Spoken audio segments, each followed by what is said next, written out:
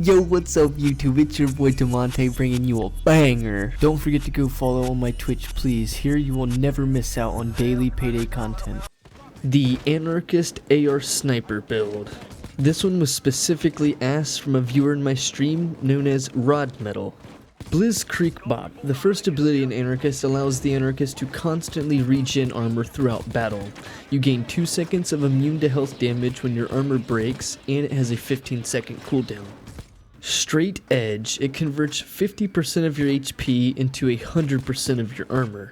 Death or Glory. It, does the same thing, but now changes it to 110% armor.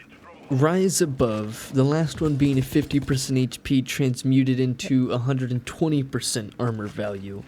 And then lastly you have Lust for Life. Dealing damage inside of this build will grant you 30 armor instead of a 1.5 second cooldown period. So therefore you'll instantaneously get armor when you damage something, and then 1.5 seconds later you'll get it back. This build has an AR and a sniper combo pairing together to effectively handle all ranges of combat. With the primary rifle being the CAR 4, it has high accuracy, high stability, pairing with about medium range damage, and has a kind of a slower fire rate. The sniper on the other hand is also great for close quarters fighting if you're able to hit your shots and not miss. It'll clear out groups for you if you aim for the head, and it's more effortlessly once you actually aim for the head and actually get that put down. This build proves worthwhile using the AR since you have Zerk inside of the build and you're able to get one-shot kills with Zerk on the crits 60 damage rifle type, and not to mention it is a 60 damage rifle type, but it is very powerful since we have max crits. We have Zerk playing with us in this ability.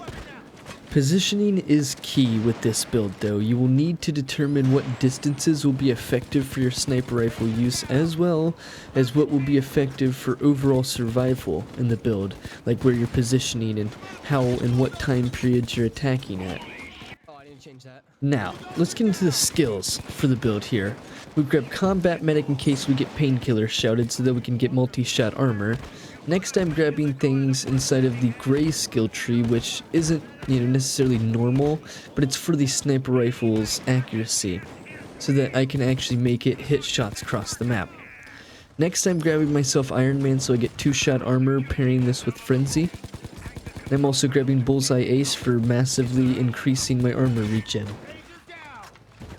Next I'm grabbing things like Lock and Load so I can sprint and shoot, while also grabbing things like Fire Control so that my hip firing is dead accurate.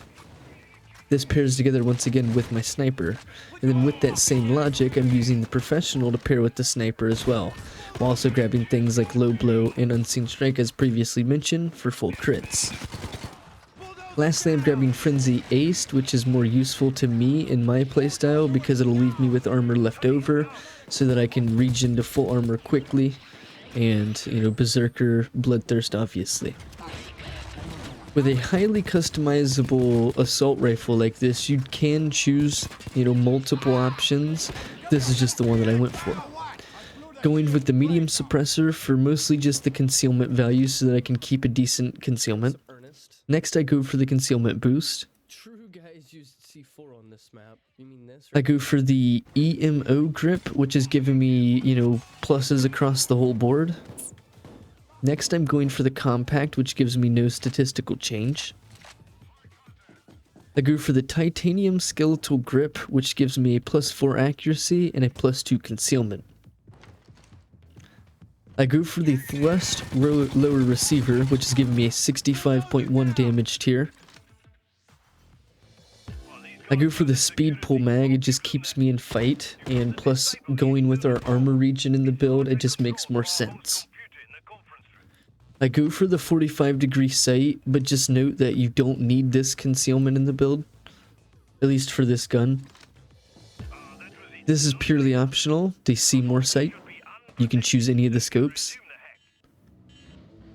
As for stocks, I go for the folding stock just for the concealment value. There's a couple of other ones that have concealment value that you can choose from. As for the upper receiver, I use the LW, which is accuracy and stability increase.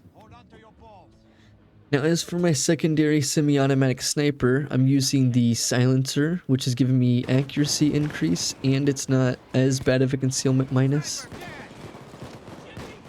I'm using the concealment buff, while grabbing the compact laser for no change. As for the grip, I'm using the titanium skeletal grip, just for, the accuracy concealments. As for secondary sights, I'm using the 45 degree. Just note that if you do change what weapons you're using, some of this stuff may not matter. As for sights, it's an option, but I go for the Seymour. As for stocks, I'm going for the folding stock. Once again, you do have some detection risk to play with here, so therefore you can choose the other ones that have some concealment and you may be okay. Anarchist being so widely known, there's plenty of tips on the build, but here's the tips that I'm going to be pointing out. Anarchist, the way the regen works is you may have armor just get busted, then instantaneously get armor back with the first ability in the deck, and then 2 seconds later you're given more, obviously, right? Now with this 2-second timer, it's not always working in that 2-second time frame. What I mean by this is sometimes when you bust your armor, you may only need like 0.5 seconds and then you're already back of, full armor. Or as you've seen sometimes when you're playing Anarchist, you may damage something, get shot, and then get shot again, and then get shot again, you're still standing because you've had multiple armor regions just trigger, and it's from that method there is, you somehow throughout just playing, instead of it being a 2-second timer, as soon as your armor broke, boom, it's already given it to you, because that's just how it works sometimes with the timer. What I mean by this is that you will be playing with like a full circle of armor, get a, regen happen, and then you get shot, and then immediately the next regen happens because the time frame has, worked together. The 2 seconds is played out to the moment that you take damage, you immediately regen armor.